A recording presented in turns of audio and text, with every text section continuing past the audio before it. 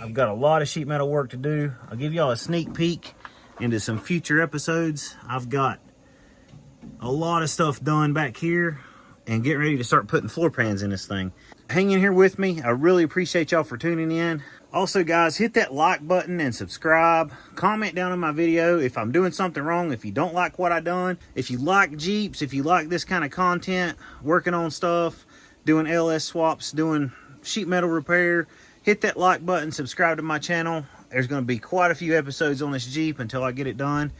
Really appreciate it. Finally being up here.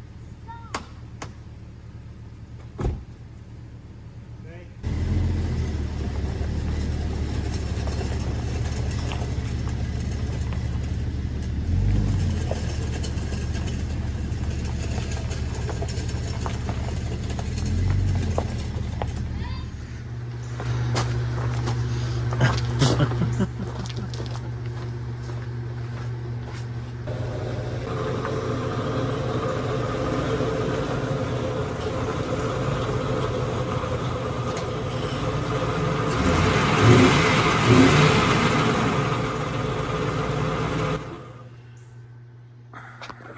All right, guys, so this is my 1988 Jeep Cherokee Laredo Sport 2-door.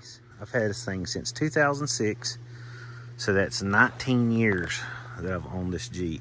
I paid $450 for this Jeep. It was sitting on the side of the road near my house. It was in stock form. It actually looked a lot like this Jeep when I got it, except it had aluminum wheels and it was a little nicer model. And I done a bunch of stuff to this thing. Somewhere around 2008, I built a stroker motor for it. I bored and stroked the inline 6. Make a long story short, that stroker motor had 3 cams put in it in about 80,000 miles. About 5 years ago, it lost oil pressure at idle. The engine wasn't knocking. It didn't have any other symptoms. I've double, triple verified that it had no oil pressure at idle, and it was 0 pounds of oil pressure at idle. I decided I had too much invested in that stroker motor, and I took the motor out of it. There's this mental block that I have with the 4-liter stroker motor. I'm not going back with the 4-liter. And I'm about to show y'all what I'm gonna do. Back in 2006 when I got it, I took the carpet out, painted the floor pans, put the carpet and the padding back in. That was a bad mistake. These Jeeps leak water, and over the years, that carpet staying wet has rotted my floor pans out. Luckily, it hasn't rotted out the frame rails or the structural integrity of the Jeep. Just the floor pans are gone. So I should be able to just weld in some new floor pans. And it's not just in the back. All the floor pans are gone. So I've got new floor pans sitting here, ready to weld in. I'm gonna start getting on that pretty soon. Get these new floor pans welded in here. All right, guys, so I'm gonna flip around here and I'm gonna show you what my plan is for a powertrain in this Jeep. And there you have it. This is a 1999 Chevy Silverado. I got it off my uncle for $700. It runs and drives. I think I'm gonna have to rebuild the transmission. I have no title. The frame's rusted in half. Been welded back together about 5 times. The truck's a piece of crap. But this engine runs and don't knock. It's got 50 pounds of oil pressure. It's got a little misfire. Could be a spark plug, could be a wire, could be a valve. I don't know. Either way, I know how to fix it. So my plan is to swap this powertrain out of this truck. A few different places online make an adapter kit to adapt the 4L60 out of this to my factory Jeep transfer case where I could keep my pull handle and everything, factory 4-wheel drive set up. All right, guys, I think I need to start out by getting some of this dirt and debris off of this thing.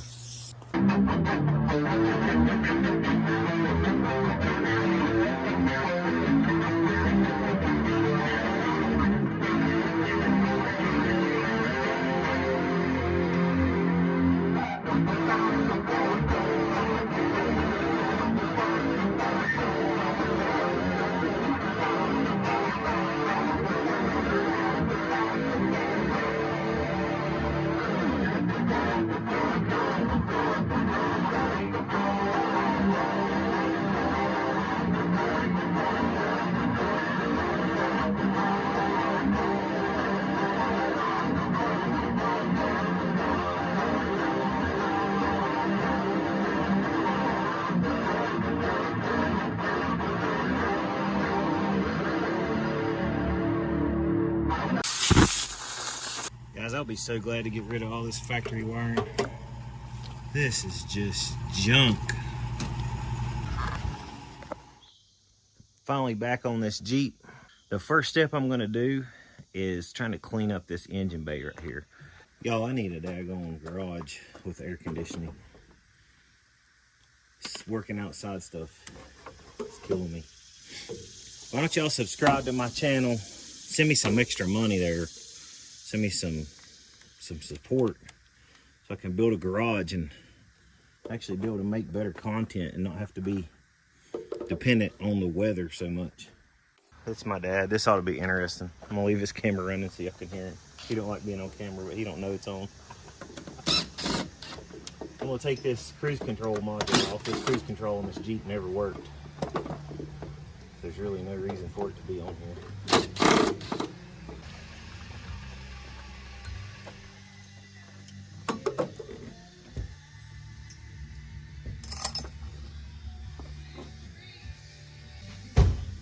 What's up, geese? Well, it should level us down driveway. That's why I fall and get hurt. The damn wood grain is starting to get moss on it in this under the bitch. The crate is coming. It's getting mossy. It's not gonna be here after tomorrow. Oh God, that's wonderful. Some of the best news I've ever seen going out here is them cars. Damn. Boy, you ain't Gerald Alley. So? You're getting rid of a few. Gerald I am getting rid of some shit. Gerald don't get rid of nothing. Moving it. Replacing it with better shit. You used your head. Oh, Well, you just know, do it. You ain't filming us all. I am filming us. God, no. I'm filming us. You messed up my copyright, dead or alive, and pull it up. I'm gonna have to edit this part out probably because I can't be using my copyright. You need to cut it off for a second. Cut what off? My camera? Yeah. Why? Constantly got to YouTube a little bit. That's what I'm doing. You don't. Okay. All right, guys. My dad came up here and spent quite a bit of time. He didn't want to be on camera, so I turned it off. I'm sure whoever engineered this mess back in the 80s probably got a pat on the back. But what they really should get is a punch in the mouth, because it's the most terrible friggin' thing that I've ever seen. It doesn't work. It might have worked for 10 years, but then it quit working and it was junk. It's another day, guys. So it rained me out last time. I kind of figured it was going to, and it did.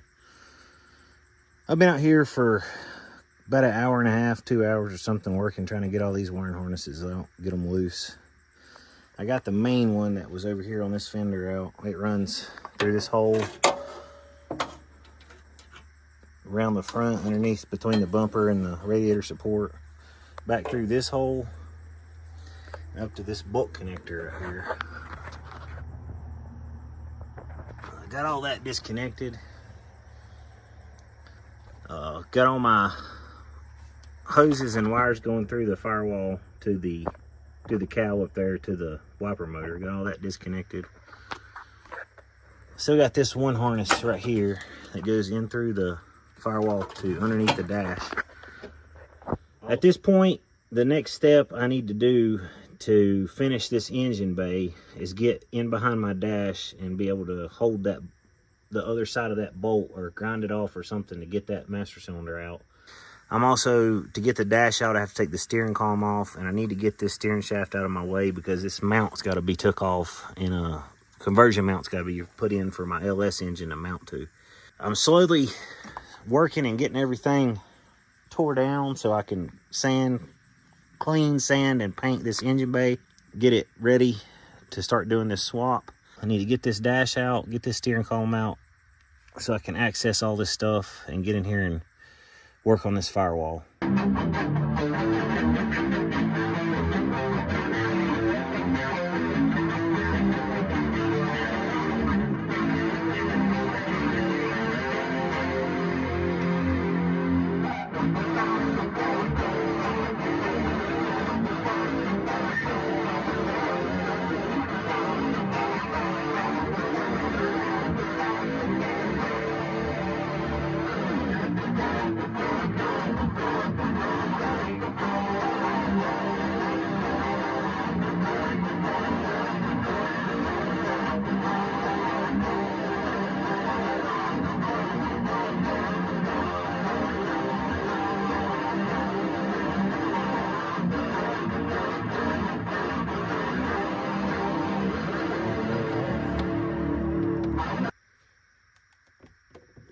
Good God, that's tight. I'm talking about tight, guys. Yeah, it broke. That's great. I gotta drill that out.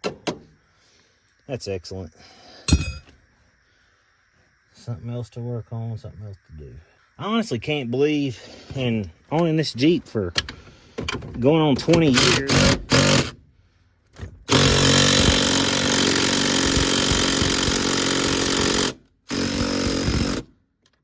It's hard to believe I never had to call them out of it. I have worked on the column. It got loose on me there at one point, and I had to rebuild the column itself, the tilt part of it. But I never had it out till today. All right, column's loose. Now can I get it out past all these wires? That's the second question.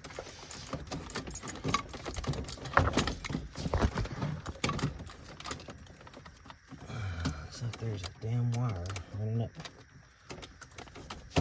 I missed one. No, it's not in, it's not going into the column. All right.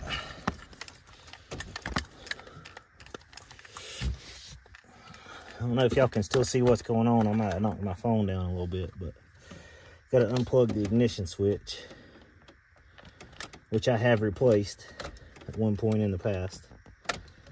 All right, column's loose, coming out.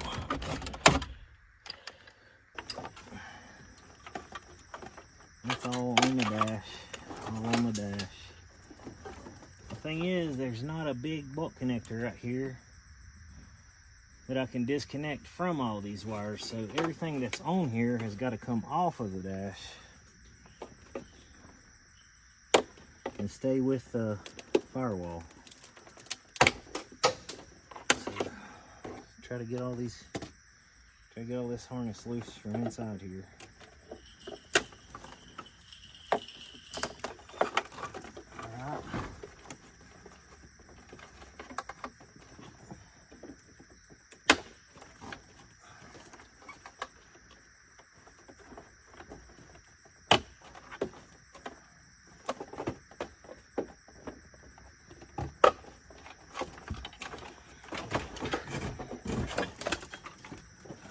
Got something else connected and put it back in park. All right. I don't know what that is. It came out. All right. I think the dash is free, and it is. There's still a whole bunch of crap underneath here that didn't come out with the dash, which I kind of figured, but didn't know. Hopefully before long there's going to be a LS V8 sitting in this Jeep. It's going to be epic. We appreciate it. Finally got this engine bay cleaned out, got all the wires and everything off of it. I'll show y'all, I got to put some metal in right here. This is rusted and swelled up and flaking off. I got to replace this part. I also got some rust over here that I talked about last time. I'm going to have to go on the inside, cut that out, weld a piece of metal in there, fix that. Then I'm going to try to get some paint underneath this engine bay. I've also got to take these mounts right here off, these engine mounts. The ones I'm buying for the LS swap, they bolt in place of the factory ones. So I got to get those factory mounts out before I paint and get paint in behind there. I'm going to set y'all up on a time lapse, and I'm going to get to work, try to get this engine bay clean. Here we go.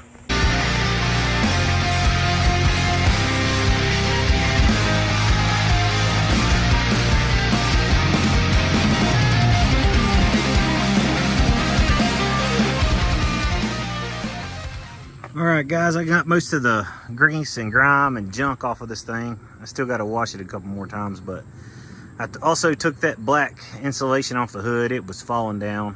The hood looks a lot better without it. Washed all this, sprayed it down with purple power a couple times, brushed it, washed it with a pressure washer. I got to get in here and do some sandblasting now.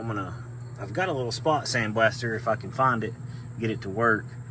And pretty much everything that I'm going to be painting, which I have to take these hood latches off both sides. I'm going to paint underneath them and put them back on.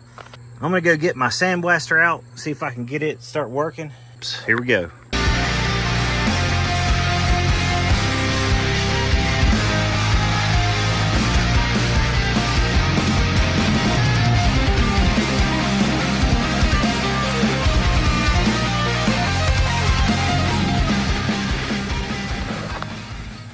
right, guys, I've got some stuff done here.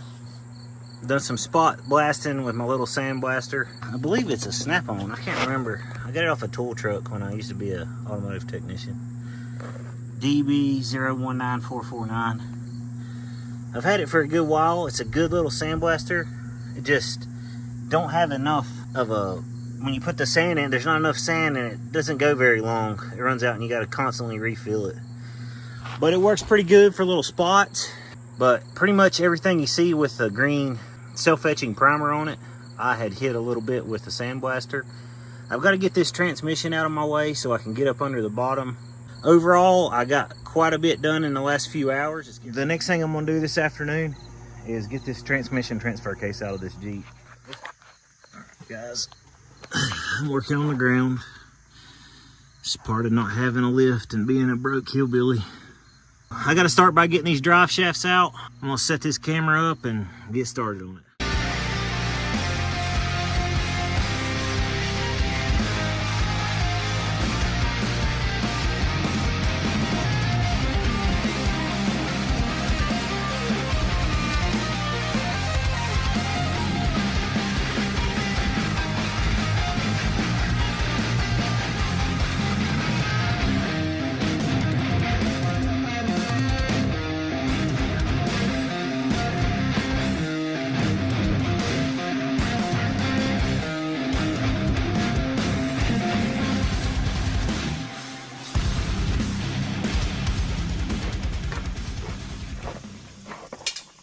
Guys, I think I've got everything unhooked. Getting ready to drop this transmission and transfer case down out of here. I'm taking the cross member bolts out now. I got a jack holding it up.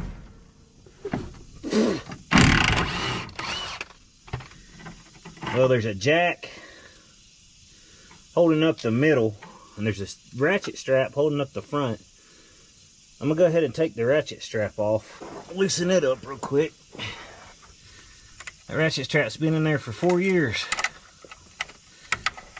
doing its job.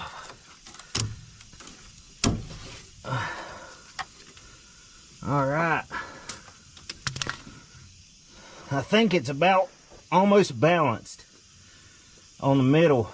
I believe it's balanced, I think. I don't know. We'll see here in a minute.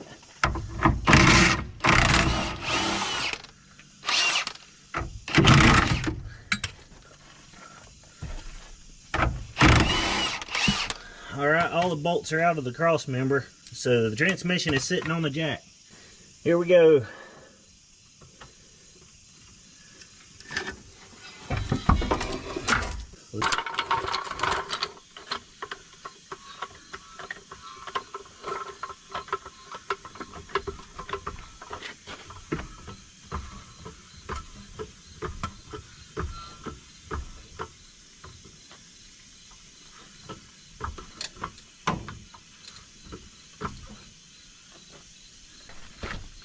I believe the transmission cooler lines will pull out with it.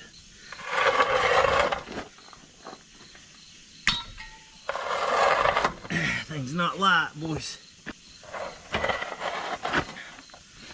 All right, transmission transfer case is out. All right, guys, it took me about an hour to get that out because of the rusted bolts and stuff like that, but had to do some grinding, some cutting, but I got her out. She's heavy too. Let's see what she looks like under here now. Oh yeah. You can see how far I'm gonna have to come up when I put my floor pans in. That's gonna be nice. I'm gonna get in there and paint all up under there and make it right before I put the new engine and transmission back in it. All right, I gotta clean up some of these tools that I've got out. Put some of this stuff away. And then I'm gonna turn and start working on getting these engine mounts out. Back on this Jeep, as you can see, I've sandblasted a lot of my underhood area. I've got my engine mounts off, out of the way. I've used self-etching primer and a spray can to etch prime over top of the sandblasted metal. Right now, I'm gonna try to get this right here replaced. All this rust right here that you see, all this crap came from the battery. This is where the battery sat in this Jeep for years. And the battery acid leaking out of the battery over the years has rotted this out. That's what we're gonna do right now. And here we go.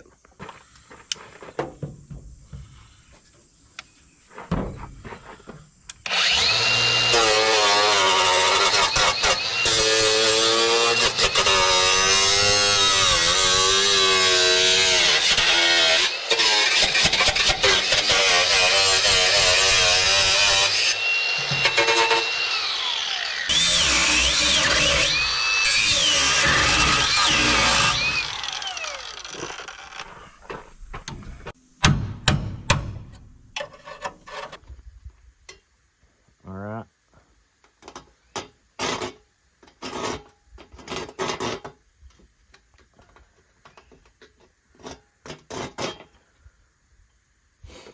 So here I'm going to go 1 inch.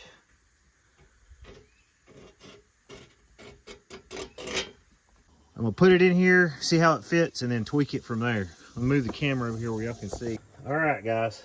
Let's see how this thing slides in here. Or if it slides in here.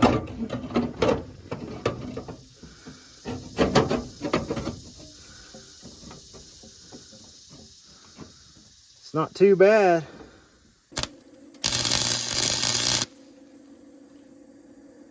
Right here. I learned this from watching Bad Chad. A lot of people don't like Bad Chad's way of doing things, but you can learn a lot from watching that man. He knows a lot about a lot of stuff. Whether he does it right or not, he still knows a lot about it. He's been doing it long enough that he can tell you a lot, and he knows.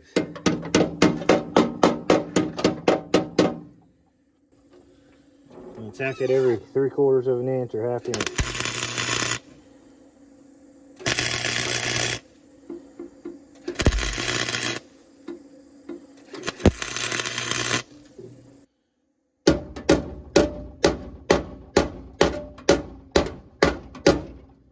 Back with my air hammer.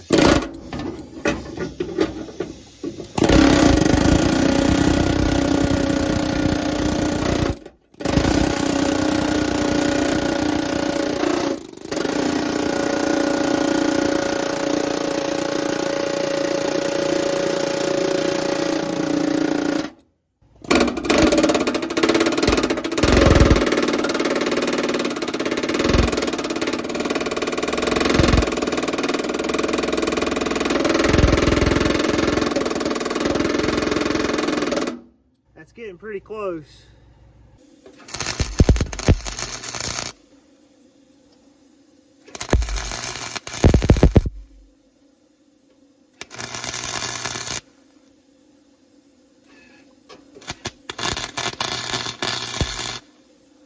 I'm going to weld that entire gap right there at the radiator support. And then I'm going to put a piece of metal around the corner right here. I'm just going to bend a piece that goes from there to there and weld that piece in, a little corner piece, to make it look like this. And that'll be done. I'll be calling that done. I will paint that, grind it down, get all the rust and surface rust off of it, paint it. And then I'm going to move on to this piece of sheet metal right here. I'm going to be replacing that next. And I'm going to be doing away with a lot of those holes, probably all of them, and then I'll just put the hole back wherever I need it if I need it. So I started out thinking I was just going to cut this piece here out that was rusted and replace it, which you guys have already seen. Well, the more I got to looking, this is rusted, but it's not rusted on the top. You see, the top is perfect. And this is where the water comes in when it rains and comes down here, runs off this side and goes down through the fender. None of this down in here is rusted. But check this out. I cut this piece out of here. I had to drill out or grind off 4011 spot welds from the factory where they spot welded this in. Check this out. Look at the bottom of this. This was on the inside of the Jeep. like literally underneath your feet, like above your feet where your feet are sitting. This should not be exposed to salt, water, anything like that. How did this rust out? Also, this piece here that folds up, that this is spot welded to, was rusted out. And I cut it off. I'm gonna have to replace it. I'm gonna have to put a piece of sheet metal here and bend it over for this to sit on. It's like this lip is where it attaches to. This lip right here is spot welded all the way across there to a lip under here that's bent 90. So I'm gonna have to put a piece in here, bend it 90 for this to weld to. And then I'm gonna have to make this piece out of sheet metal and put it in here and weld it up. And all this has to be waterproof, so I have to do a waterproof weld. Has to be a good weld. I'm gonna have to take my time and make sure there ain't no pinholes in it. Otherwise, water will leak into the inside of my Jeep when I get it done. And that's what I'm trying to prevent. So I don't know how all this happened, but I got most of that rust cut out. This piece right here is a little rusty, but it's still got plenty of thickness. You can see the thickness of it. It's still pretty strong. I think I can weld to that. And I can put Rust-Oleum rust converter paint on the rest of that that's up under there. But I'm gonna get this Jeep rust free, whether it takes me 2 years or 6 months or a decade. It's gonna be rust free before I put it back together.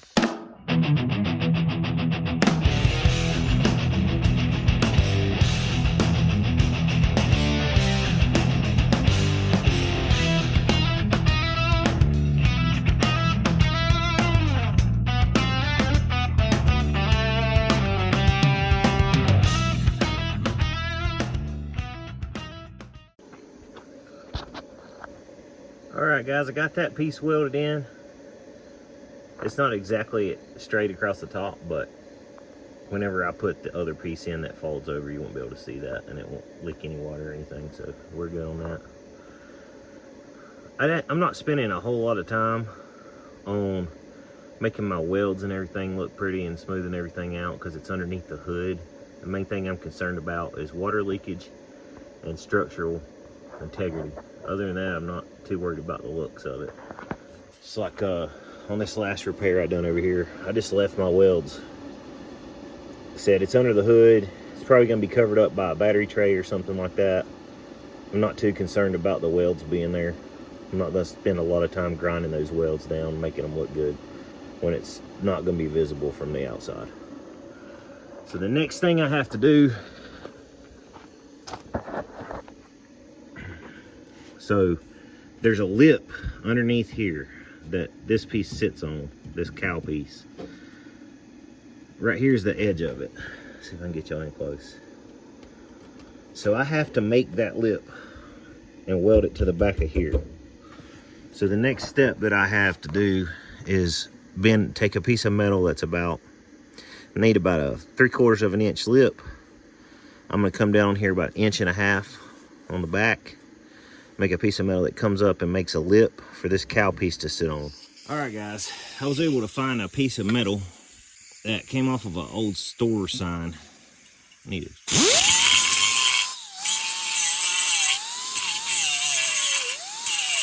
Take a little off right there.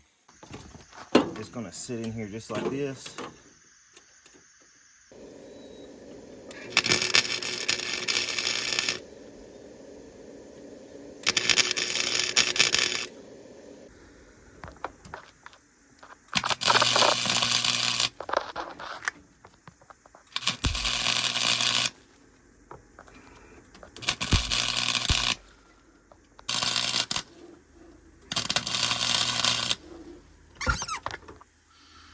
And then I'm gonna put it in one more time right there and put a tack, and then one on this side. I'm gonna do this one on the side.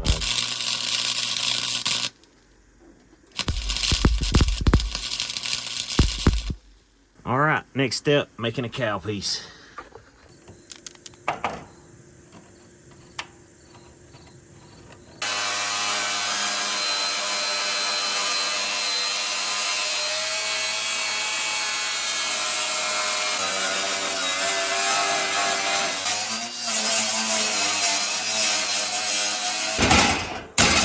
Got me a piece of sheet metal. I think I'm gonna start welding this piece in.